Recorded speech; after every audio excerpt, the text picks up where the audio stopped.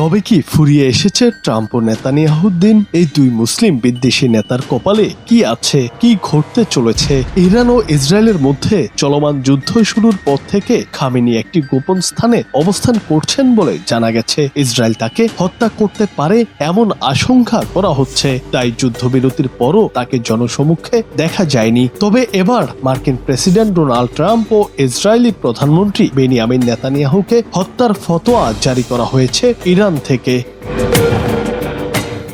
ইরানের সর্বোচ্চ ধর্মীয় নেতা আয়াতুল্লাহ আলী খামেনির ঘনিষ্ঠ কট্টরপন্থী এক আলেম মার্কিন প্রেসিডেন্ট ডোনাল্ড ট্রাম্প ও ইসরায়েলি প্রধানমন্ত্রী বেনিয়ামিন নেতানিয়াহুকে হত্যার জন্য বিশ্বের মুসলিমদের প্রতি আহ্বান জানিয়েছেন।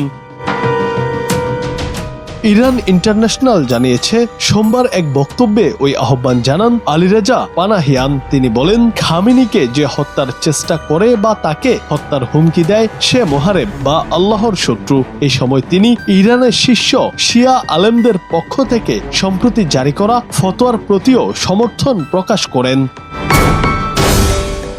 শিয়া ইসলামী ফিকাহ অনুযায়ী কাউকে মোহারেব ঘোষণা করা এবং তার বিরুদ্ধে ফতোয়া জারি করা মানেই সেই সিদ্ধান্ত কার্যকর করা ধর্মীয় দায়িত্ব হিসেবে বিবেচিত হয়। এদিকে অনেকে মনে করছেন, মধ্যপ্রাচ্যকে অশান্ত করে রেখেছেন ট্রাম্প ও নেতানিয়াহু। এই দুই ব্যক্তির মৃত্যু হলে মধ্যপ্রাচ্যে নেমে আসবে শান্তি। জুনায়েদ আহমেদ, বাংলা টিভি।